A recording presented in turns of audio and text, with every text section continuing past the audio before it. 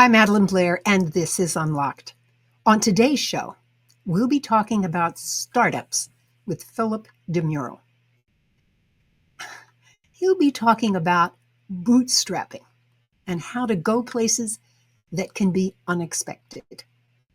If creativity were a person, Philip would be that person. After our conversation, Grounds for Thought will focus on lessons from Jonah Lehrer on how creativity works. So stay tuned.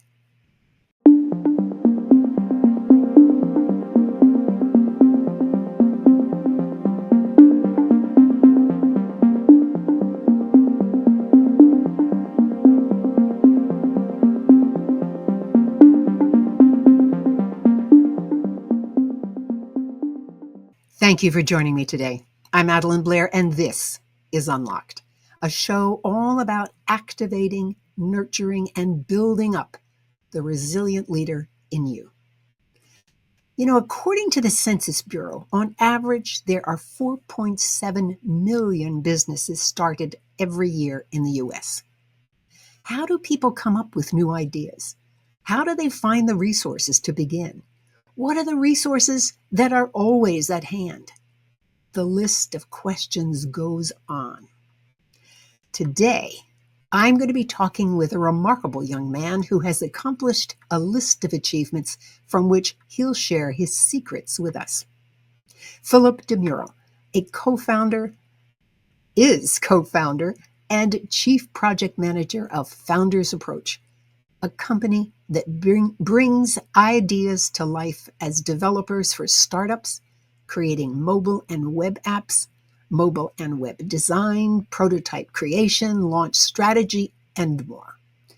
He was also a co-founder of Lupul, and earlier in his career, he was the senior account manager of Boston Beer Company, where he earned accreditation as a certified Cicerone. Yes, we'll come back to that term.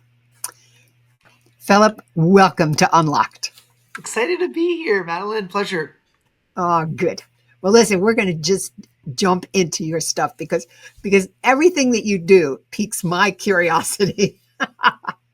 Now, in your LinkedIn profile, you say that during my time with BBC, the Boston Beer Company, I was lucky enough to be awarded a national award for teamwork and gained my accreditation as a certified Cicerone in the craft beer industry. Okay, is this like a sommelier of wine? Tell me about who is this? I think that is an excellent way to put it. The Cicerone is a test and a certification that's been around for a good bit of time, but as the craft brewing industry really grew in popularity, especially around 2010, the Certified Cicerone program started skyrocketing around the world. And it is like the SATs for beer. There's different levels to it, but the Certified Cicerone, the level that I took was a formalized in-person test. It took about 4.5 hours to get through.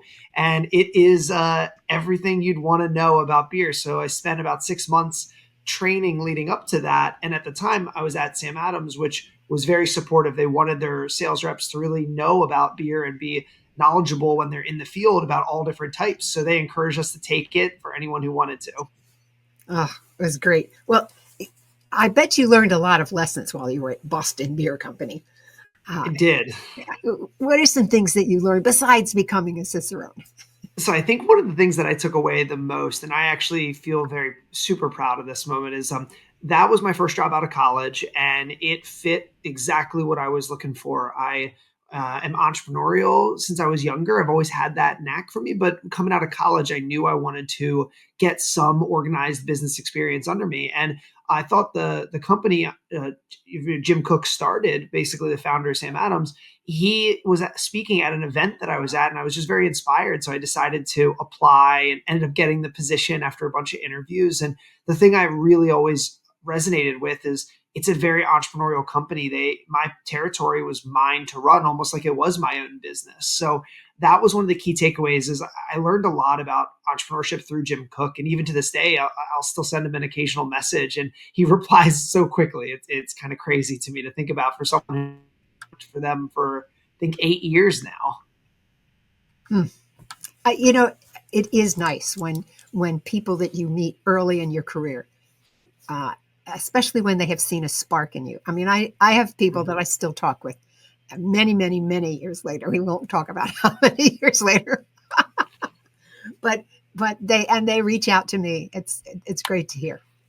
Well, as part of when I prepare these sessions, I always ask my interns for questions. They're teenagers, and I do that purposefully because I like their freshness, what they ask. And I say, oh, what would you ask if you were sitting in my chair? And this is what they asked: what got you into entrepreneurship, and what do you enjoy about it? Great question. I think entrepreneurship is one of those things that a lot of times people feel it in their blood. So when I was a younger kid, I always had this knack for wanting to be involved in doing something, action. If it was my team, I wanted my soccer team, I wanted to be a captain. If it was a leadership event like a Relay for Life, I wanted to organize a team for it. And I think that was one of those things early on. I felt that, and I didn't have a term for it at the time. I didn't really know what it was, but it was something that I could continue down that pathway. And I luckily had very supportive parents who I think recognized that. And the story I always joke about, Dad, when did you know I wanted to be an entrepreneur? And he would tell the story about how casually I made a mention about wanting to sell water door to door because my family had a water company that was like a professional water company, but they always had extra jugs at the house. And I remember getting a casual yes, oh, yeah, sure, fine.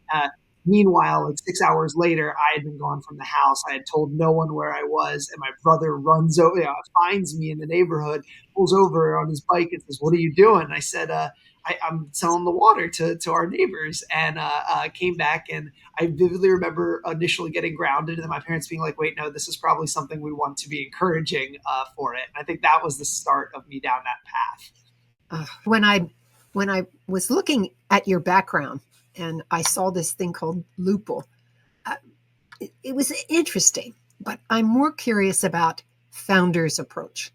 Tell me about this company. What does it do? What did it? Why did you begin it? What tools do you use? I think it's a great point because I think most entrepreneurial journeys start one place, and they by the time they get really going, they end up completely different than where they started. I think Lupul was that for me. That was my first time being ready to quit my job and go full time in a business.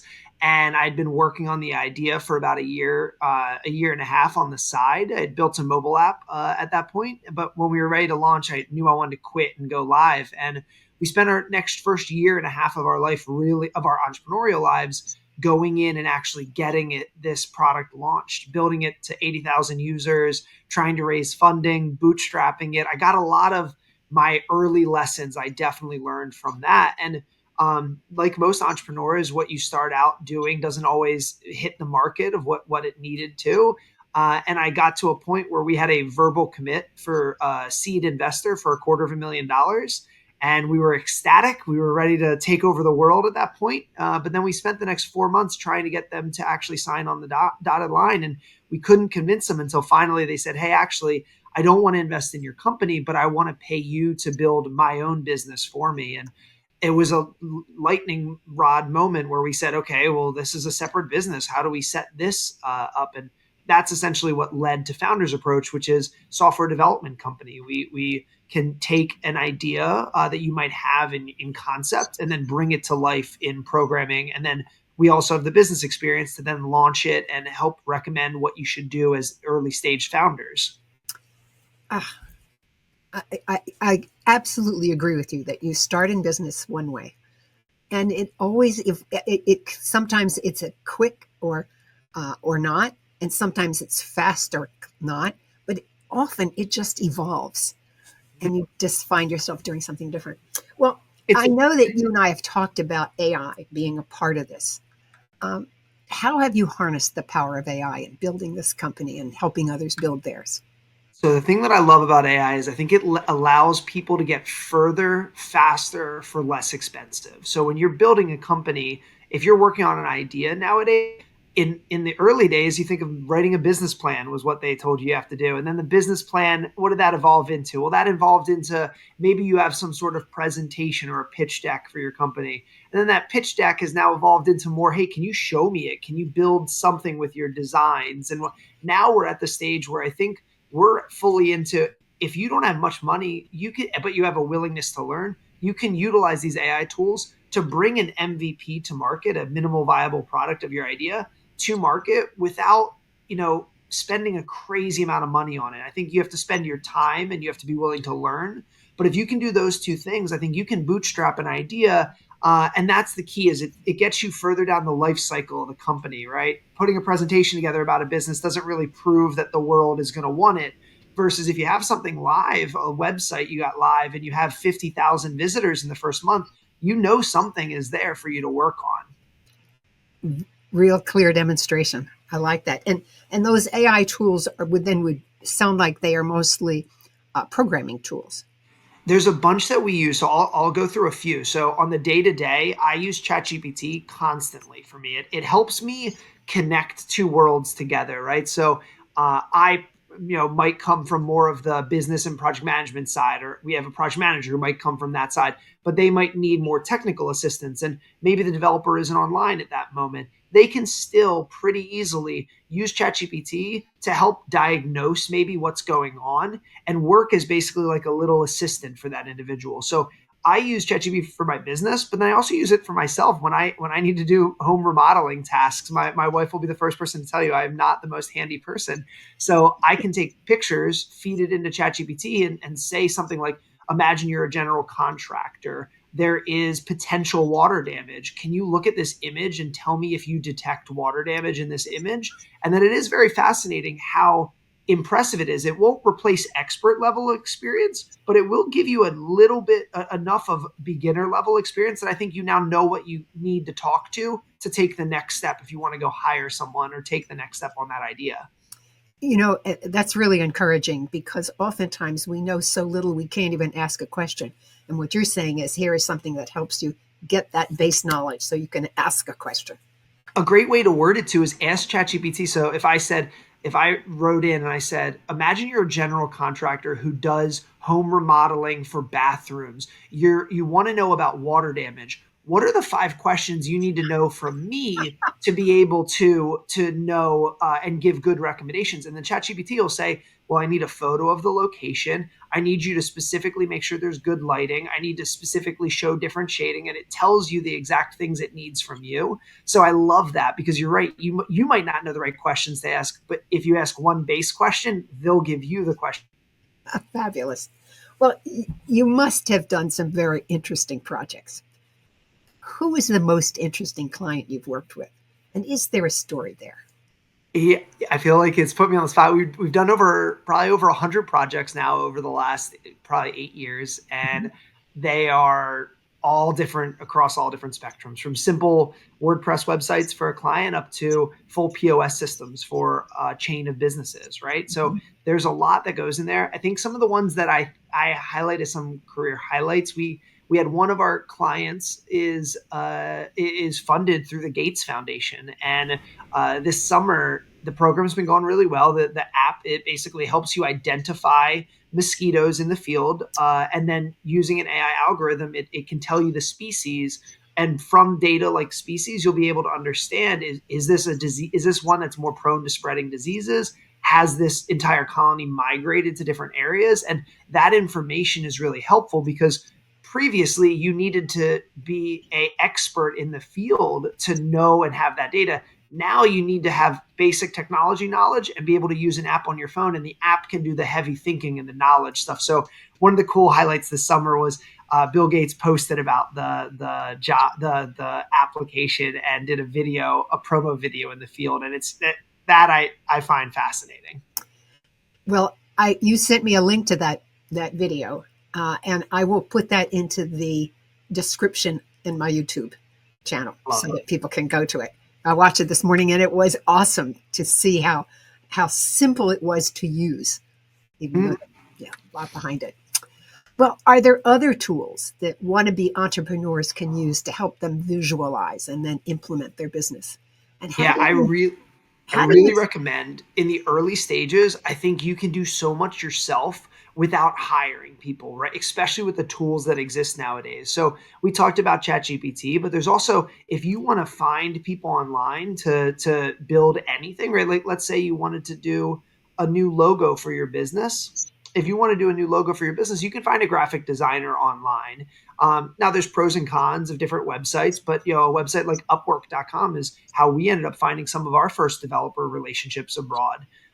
There's also fantastic tools that we utilize. Trello is a software manager, is a system that is basically a to-do list. It lets you track what's going on in your life and how to manage it. And I use it as a to-do list. I also love a fantastic website that I recommend to a lot of people, Zapier. And what it does is they call it the glue of the internet. It connects different tools together.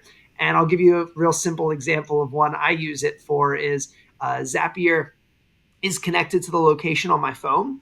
And it knows that whenever I get within 50 feet of the grocery store that's near my house, whenever my phone is within 50 feet, my wife automatically and says, "Do you want me to grab anything at the grocery store?" And it's just a simple thing, but it's a simple hack that to me, that tool has saved me countless trips back when you get home with a bag of groceries and you're like, "Oh, we needed milk. You forgot milk. Let's go back out." So I think those are kind of things that I think about are some fantastic tools. I could even talk at depth on other ones, but those are the ones I use a lot. now is Zapier Zappian? Appier. IER. Oh, Yep. couldn't read my writing. That was Yep, why. and I think they have a great free tier, if I remember correctly. That's the other thing that impresses me is nowadays, a lot of money gets put into building these apps, but these apps a lot of times have a free tier, so you could be using it for getting started and Mhm. saving a lot of money. In my mind, is a great way to go about it. Yeah. Well, as I read through your website, by the way, I think it is a most elegant design. I was like, wait a minute. And I just, any website that keeps drawing you in because you want a little bit more information is a good It design. makes me feel great because when that's the what is the cobbler kids have no shoes kind of mindset. I find our website is one of the things I always try and get something good and make sure it converts for us. But I always get nervous because I'm always so busy on other people's websites that I Of kind of course, forget. of course. Well, anyway, I noticed that you are not shy about saying what is important to you. I mean, as I read it, I could see other young entrepreneurs about your age. Do you see yourself as a representative of your generation? And if so, how should employers consider your values as they attempt to hire young people? I think it's a great question because it correlates too to what we saw during COVID, right? You see, of the entire world got shaken up so much during it, and our company since the beginning has always been remote from the first day. We have an office, but it's always been optional to show up, and it's not an expensive office, right? So it works for our business. But in our mind, I was from the generation where remote was so important to me because like if I'm at home, if I'm talented and if I am dedicated to the company, I can work from home, run and throw my load of laundry in, come back, do my call at 2 p.m. that I know I have scheduled. If I'm responsible, working from home is a fantastic option, right? There's some negatives of it that you don't always get when you go into an office, but the freedom of life and goals, especially for young individuals who frankly want to travel more. I've done more and more calls with people who are working remote for 2 weeks in Costa Rica instead of a 3 day trip over a weekend, and they come back exhausted from it. And I find that one of the things is I would really think about finding what is motivating to each individual in your company. And for us, and the majority of us is remote first as a core piece of it. And I think there's this belief that if people are home, they're not going to care.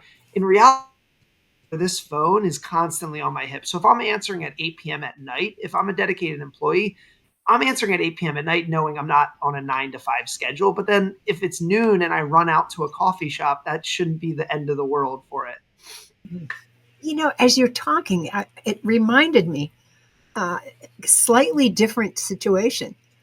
But when I wanted to have really high quality um, participants in my teams, I would always begin with asking each person what they wanted to achieve on that particular project.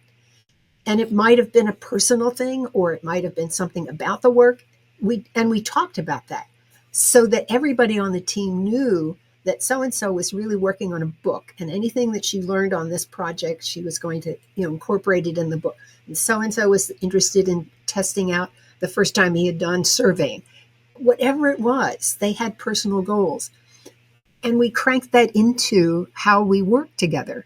It invariably, Philip, not only did we achieve the goals of the client, we even achieved everybody's individual goals because they were allowed. And Yeah. when I'm listening to you, I'm thinking, wow, I did that before, but had nothing to do with remote. But Yeah. it's the same. It's the same thing. When you said spending a week in Costa Rica, at doing work, I'm thinking Mhm. that is a nice way to do it. Yeah. And then it doesn't make it feel like if there's anything I know because of technology, our work life, it's hard to break them apart at this point. And I'd rather embrace that level of it and change the mindset of someone has to be at the office from 9 to 5 and you have to have an hour commute either way, to making it a much more flexible environment as long as you hire the right people. That's the key that I've noticed is if you give freedom and autonomy to an individual who's not responsible with it, it's going to be a recipe for disaster. So I'd be curious, Madelyn, from your perspective too, have you seen generationally from a lot of the people you speak to, is there different core pillars that generations seem to care about? Or what have you seen from talking to founders and leaders? Ah, wow. Nobody's ever asked me that question, Philip. This is this okay, so I have to call up in my mind some experience. All right. Some of it has to do with simply where you are in your phase of life. I mean, if you're approaching retirement, guess what you're thinking about? You're thinking about your portfolio. Have you done everything correct there, et cetera? Do you have it set up so that you can, or are you at a place where you can transition into maybe a second career? So that's often the case, and even by the time people are around 40, they're thinking about is there a pivot that they should be making in their career. So that's another way.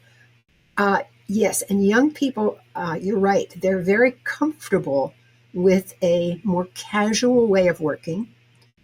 Um, and as long as you're right, as long as you are clear that they are responsible for something, they do it. I've had many interns in the office. I really enjoy working with young people, and I enjoy what they bring to the company as well.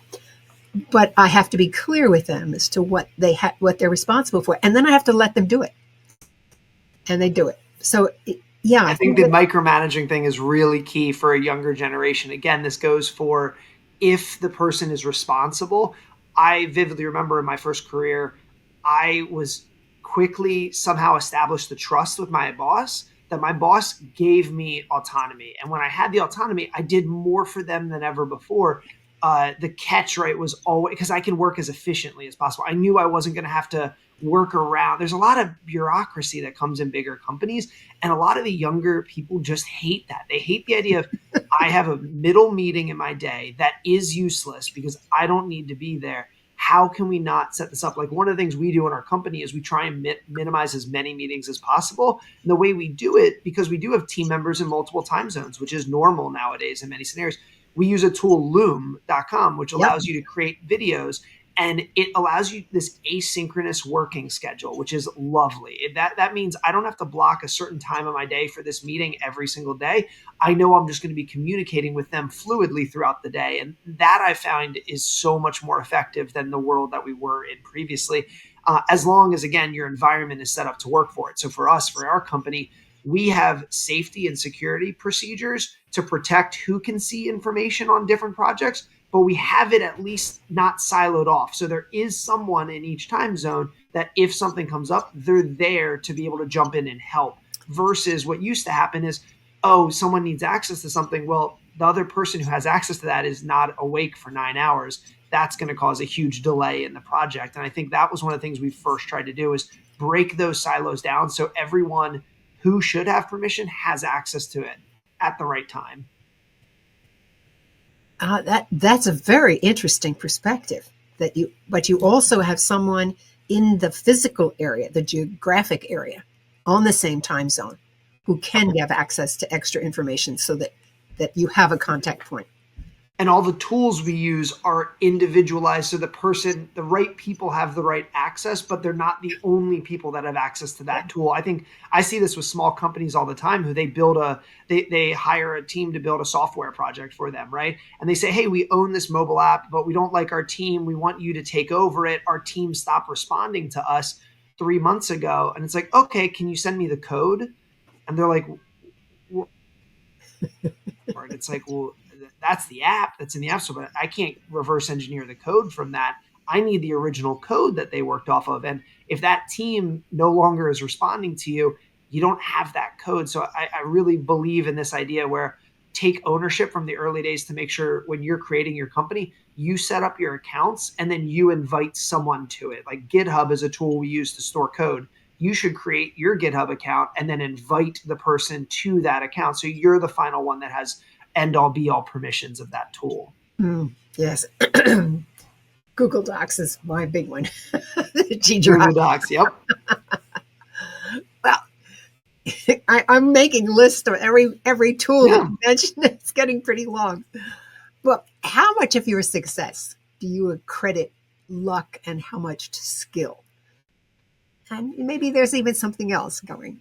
Yeah, I think there's so much nuance to it. I love the quote. My mom used to always say this was luck is what happens when preparation meets opportunity. Yeah. And that has always stuck with me since I was a younger kid. And I think that's what it is in my head, where I've gotten insanely lucky in many ways, shape, or form. The fact that I had parents that really supported me and encouraged me, they recognized this was something that hey, this kid's obsessive about certain things. And for me, instead of trying to solve that, took an inquiry and why were they obsessed about this individual thing. And they found ways for me to get that out through leadership roles I was taking when I was younger. And I think those are all things that prepared me to then feel like I had the freedom to go and launch an idea when I was ready for it. I feel like the first idea I had a co-founder in. That co-founder is still my co-founder to this day. And I always joke where him and I, if either of us had started that company alone, the company wouldn't exist and the new company, Founders Approach, wouldn't have existed, because one of us I would have probably stayed way too long at the original idea, and then maybe he would have not wanted to go down this next path and make this pivot. The fact that we were together, lucky enough to recognize that, hey, we felt like we trusted each other enough to be in business, allows us, I think, to get to that next level of where we are today for it. It's hard to say because it's per idea. I think it's definitely a mix of both of them. And you took it in such a different direction than what I thought you were going to say. Thank you. I'd be curious to you, Madelyn. What do you think about it from the entrepreneurs that you speak about?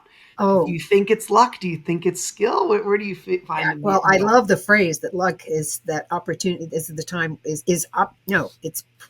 I wrote it down. It's preparation when meets opportunity. Meets opportunity, right? There is no question. You have to have the opportunity. It has to present itself. And your job is to prepare as much as you can, because sometimes you don't even know what to prepare for. But I think there is another quality that the entrepreneurs that I've worked with, there's, I talk about resilience a lot. You have to be resilient. And one of the characteristics of resilient people is that they're curious people. They want to keep learning. And I think it's that willingness to always step into the unknown, which allows them to deal with even ambiguity, because it's in the unknown. Okay, totally, we're going to learn it, right? And it's that quality that allows them to just keep deciding to move on. Yeah, that's it. I usually say two of the traits that I really believe all entrepreneurs have to be over indexing on, meaning like they have to really be high in terms of skill level here, is resilience, because you always get punched in the face and you need to know when to get back. You need to know how to get back up and how to keep going. And resourcefulness is the other one. I think they go a little hand in hand, because with entrepreneurship, you need to get so many things right for it to be successful. And you probably don't have all of those skills yourself. you need to have a base level of those skills, and then you need to know where to fill in the gaps of what do you need in a co-founder. Look for someone who is in a different area of expertise that you aren't in, and that creates the best kind of founders. You hear the age old thing with Steve Jobs being the visionary, where Wozniak was the technical geek, right? Yeah. And those two combinations is what created Apple that we see today. Yeah. It's a great example. They certainly are, to me, in my mind, almost the penultimate of that combination. Now, my next question was going to be to talk about tools, but you've already listed a whole bunch. Uh, but I like the idea that you have many tools that you're using, because people may try Trello and not like it. Is there anything you want to add to that list? Well, I think one, if you'd like to include it, I have a presentation I've done on tools for business startups to include. I don't mind sharing that with your resources. It probably has about 40 of the tools that I use the most. I can give a kind of good example of one that I find is a lot of founders, I think, are bootstrapping their idea, and they get a year into it and they've been working on it for a while, and they build up this entire brand and they have their first app ready to go live. And then the first question I have is like, hey, your name seems to be trademarked. Is there something going on? And then I find that there's uspto.gov is a site. If you go to it, you can do a trademark search and find if it's been reserved or not. And I find that that's a struggle. Some founders may reserve it or never reserve it, and they're building on a brand they can't continue on. That I've written down for myself. I'm not bootstrapping a new business, but that's one that you encounter every now and then. What's the best example of bootstrapping that you've ever heard of? Bootstrapping, it's how can you get the farthest with the least amount of effort put in. I think of effort. Effort's the wrong word. Resources, right? So the main resources most people have, right? It's your time, your skill level, and then at the end of the day, any dollars you want to put towards it, because dollars helps you hire those other two pieces of it. Right. So I think thinking about your resources and figuring out what are the best use of those is the way to move forward in my head. And one of the best examples of this is, did you ever hear the company Zappos.com? They were a big shoe retailer. Yes. Perfect. One of the guys, the founder, Tony Hsieh, in the early days, this was 90, 98, 99, was wondering, hey, will people be internet's new. Will people be buying shoes on the internet? And a lot of people constantly said to him, listen, like, no one's going to buy shoes on the internet because they're very personal. You want to try them on. You want to feel them. You want to get that idea of it. And then he said, okay, if that statement's true, let me look in the market and see if there's anything that proves that that's not the case. And he went on and found out that every year, $2 billion of shoes were actually purchased via the catalogs that used to get sent to people's house. So $2 billion of sales proves, hey, no, people are willing to buy shoes even if they don't try it on, as long as there's easy return policy, as long as there's information like that. And the founders of Zappos, what they did is, instead of spending, you can think of, if I asked you, Madelyn, like, what do you think you need if you want to go forward with building Zappos in 99? What would you say the things you probably like need would be for starting a shoe company? Well, I'd need fulfillment, to get the shoe out to the customer. And I think the other thing is, payments, of course. But then you also would need some mechanism to get the shoe back if it didn't fit.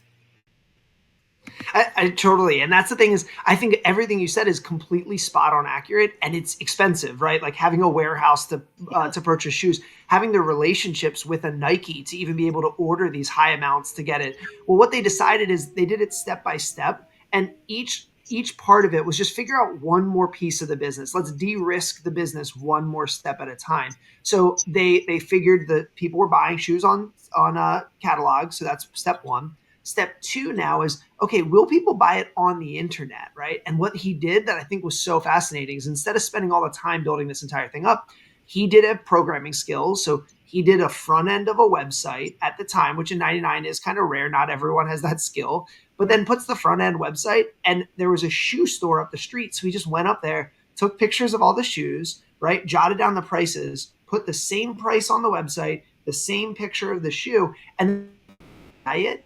you click to buy it, it said, sorry, we're actually sold out, but put your email in here and we'll notify you when it's back in stock. And so they never owned the shoes. They never owned a back end website. They never built payment into their website, but they were able to prove, hey, they were tracking that button click. So they were able to prove in the first month they had 10,000 visitors. And of the 10,000 visitors, 700 of them clicked the button to buy, and 500 of them gave their email. That was 500 purchases that probably a large amount of them would have converted if they then took the next step. So that was how they kept building the company smart bit by bit until I think they got bought out by Amazon in the mid 2010s for over $1 billion. And that all came from a simple idea of just bootstrapping your MVP. Wow. I never heard that story before. That's a great one. And although I remember Zappos. Yeah, Amazon has sort of taken over the world. It really truly has. You think of it's also funny. I find the world interesting because all of these tech companies that we call startups, right?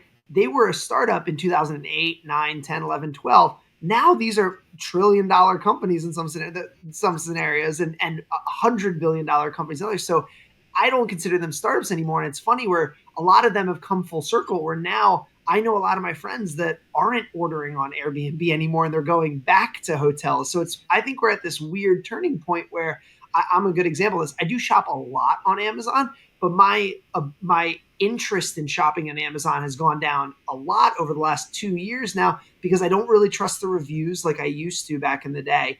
I don't trust the pricing being as cheap. Now when I cross-check products, I find a lot of times Amazon's more expensive than other sites, which that didn't used to be the case. So this is a thing. I think this creates opportunity for entrepreneurs to then look at what's different about the world today. Maybe there's new opportunities that can come about because of that. All right. This is my last question that I have here on my list. Is there a funny story that highlights the entrepreneurial journey? That is a really good question too. I think the thing I think about, and I face this personally, but it's something that all founders face, is you fall way too much in love with your business that you can't objectively pull yourself out and see it from a 10,000 foot view. And that creates poor decision making because when you're too close to it, you start obsessing about the small color that you decided to use on, if it's a mobile app, on the one icon on this one page, when in reality, that's not the big thing that actually is going to move the needle. And I heard a phrase that I think is really true, which is fall in love with your problem, not your product. And this is specific to people maybe listening that are trying to build tech companies like software.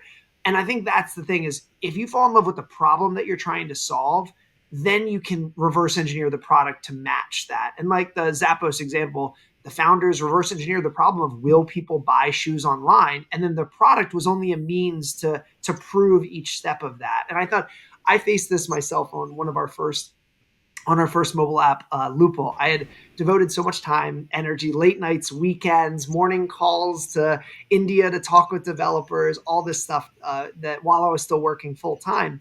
And we had built the app basically on the side. And then when we got close to launching, I decided it was time to quit my job. And loving girlfriend at the time, wife now, was super supportive the entire way, like saw my entrepreneurial journey and, was so excited for us to build and launch Loophole. Well, when we got to the stage to go live, when you submit an app to the store, there's a point where you can kind of push the button to go live in the app store. And within a few hours, your idea goes live. And at that point, about 2 years in, my wife, I'm going to stay up with you until it's on the store. I want to be the one that downloads it. And she ended up being, again, we saw it show up in the app store a couple hours later. She hits download. And the first screen, this mobile app was about finding digital specials around you, information about what was going on in your local city. And I see her download it. I see her open up it. And the first question that pops up, because we didn't design the app as well, looking back, the first question is like, will you allow us to use your location? And it's so obvious looking now, but she hesitated. And then I see her hit no. And I was like, wait, why can't the app's about finding your location? She was like, I don't want them to have my information. And I was like, I am them. Wait, no, we need your location. And sure enough, I didn't think about this, but like if you hit no, because I had hit yes on that button every single time, the app works great if you give it the location, but the second you hit no, it sits you on this dead screen and you can't do anything. And sure enough, we worked through the night to like do a quick patch and release that to the app store. But it was just a perfect example of me being way too focused on how I thought people would use it versus building something and recognizing how they use it is completely different maybe than what I had imagined. Okay, you just convinced me. I got to stop. I have to stop worrying about what color my new website is. Very fair. Oh gosh. Well, Philip, this has been so much fun talking with you. When I laid out the questions I was going to ask you, I thought we'll never get through the end of it. But as usual, you are very efficient, even how you talk, let alone what you do. And so we've come to the end. But I do want to give you a chance if there's anything, any final comments that you want to make, and surely let people know how they can get in touch with you. Yeah, absolutely. I love talking with entrepreneurs, and I'm fascinated by tech. I love your comment about efficiency because I think that's just how my brain works. I think I see things and I just imagine why. I get frustrated when things aren't efficient. Like going to the DMV drives me crazy. So I'm always thinking about ways to be more efficient. I think I love talking to founders about those things. So if you're working on something, if you just love technology, if you just want a person to chat about new cool AI tools, Madelyn. We were talking about this on our first call. Those are the things that I love talking about with people. So don't be afraid. My information can be absolutely included in this to reach out.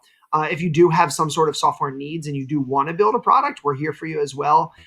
We do free estimations based on what we think what your idea will take to build. And I'd love to talk with anyone who's interested in these things.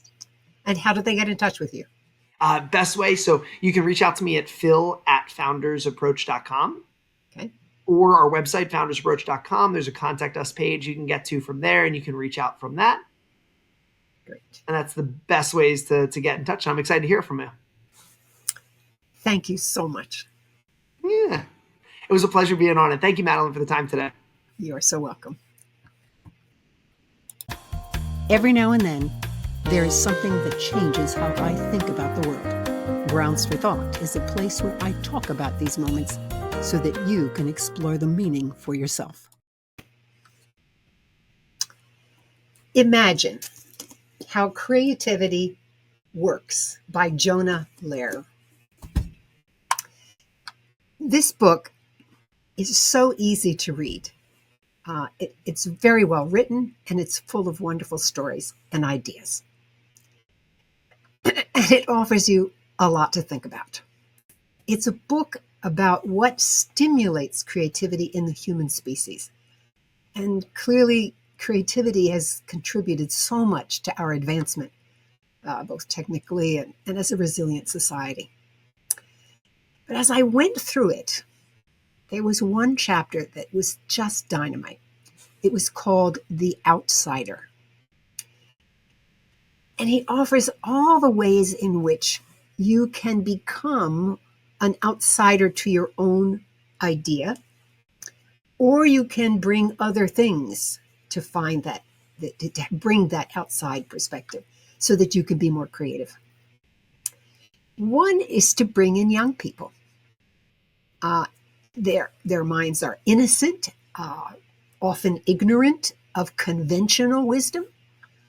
But the key here is not that you're looking for somebody who is young, but a state of mind. Because you have to be willing to risk embarrassment. You have to be able and willing to ask silly questions. If you're the boss, you have to be willing to let people ask constant questions. Because what you want to do is basically leave behind the safety of our expertise so that you're really pushing and looking from another perspective. Another example that he gives is to go and travel. He says it's very helpful because you're seeing the world with your eyes, thinking it's this, and it turns out it's that, because in a different culture, things are done differently. So it gives you a new way of looking at things. You might, for example, he said, suggest taking on a new field, studying something that you don't normally even read about. I know that for myself, I have to kind of calm myself because I want to learn about everything. I have to kind of decide. But it's fascinating how differently you see the world after you have read about some new concept. It allows you, in a sense, to escape from place that you spend most of your time.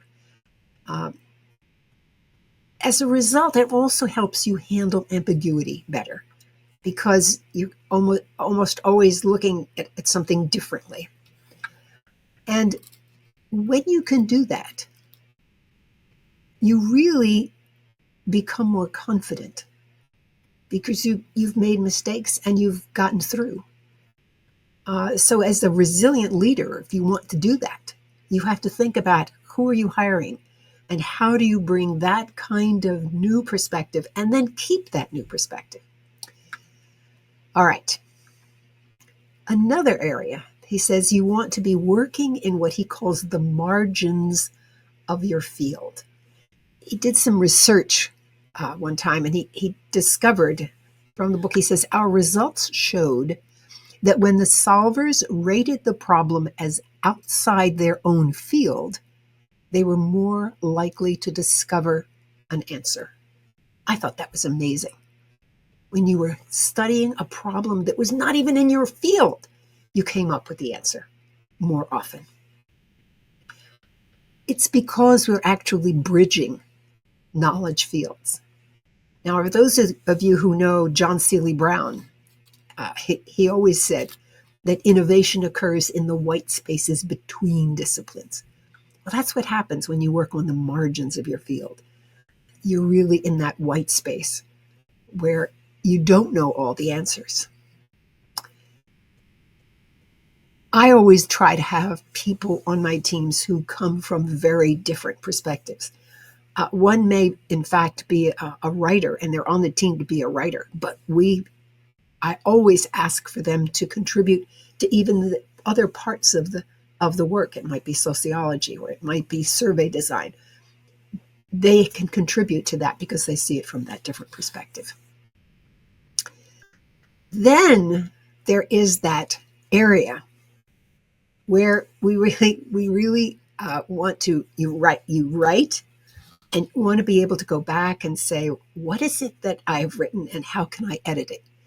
You have to, in a way, how can you forget what you've written so that you can edit it? And what Blair talks about is that there are two pathways. One is he calls the ventral route.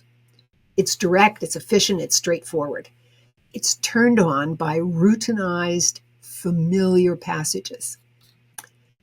So, for example, when you're reading a list that is full of cliches, you rely on your ventral route to understand what it means, and it makes it seem almost effortless and easy because you're applying what you already know. He says you want to instead use your dorsal stream, which is turned on whenever you're forced to pay conscious attention to a sentence, whatever it is. You want to turn that on. I know when I give talks, I always ask my audience, now while I'm talking, if ever there's a word that I use that you find it interesting that I used that word, or maybe you don't understand the word, write it down and we'll spend some time at the end and we'll talk about it. That's my sneaky way of helping people turn on their dorsal system so that they're forced to pay special conscious attention to what I'm speaking, what I'm saying. Well, what I was interested in with Blair was that he also taught me how I can do it for myself.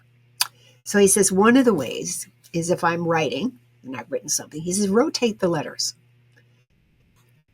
Put in the wrong words, which forces you to pay conscious attention. I don't know about you, but for me, that was really an outstanding suggestion because I write all the time. And yes, I can go to ChatGPT and I can say, would you please clean up this language? But that's not the same as saying, is it understandable as it is? Am I really getting the points across? it needs that conscious attention to make those kinds of decisions. So now I actually have a way in which I can get in there and say, okay, what is it that I really want to say here? And how can I jolt myself to force myself to really see it very consciously? One of the ways I've done it with teams is I love to bring artists into my work. And I've talked about this before on the show. But it's amazing every time I read about from a totally different perspective. I mean, he's talking about imagine. Blair was talking about imagine. And I just intuitively brought on artists because I knew they saw things differently. And it forced everybody on the team to actually see things with more conscious awareness. We see the most when we're on the outside looking in, Blair says, because the unexpected forces us to the outside. So it's one of the great ways that he says to bring more creativity to things. And I looked at that and I said, well, I can see where it builds confidence and it certainly piques your curiosity. Two great important things about resilience. But what about social support? Well, I was really surprised when I read the chapter called The Shakespeare Paradox. Now, you're probably thinking, now, what does that have to do with business and creativity and imagination?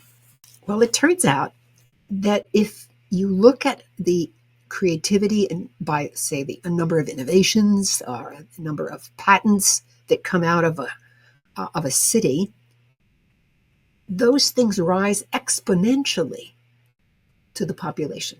So if the population doubles, the innovation may actually triple or quadruple. And he says it has to do with the fact that there's friction between people. I say, friction? Why would you want to have friction? Well, that's just the word he chose to use to describe when people are interacting with one another, sharing their ideas, saying, have you tried this? I did that. That's where that constant exposure to this other ways of doing things actually increases your creativity. So in a way, it's your social support. I know that sounds kind of like an oxymoron, but it's true. You're there, you're listening to new ideas. Some of them you may agree with, some of them you won't. Doesn't matter. They're stimulating ideas for you. So in fact, it is a kind of social support. So as I read it, all I could imagine was a field of wild flowers, densely packed together, the variety of both enormous, producing a very healthy environment.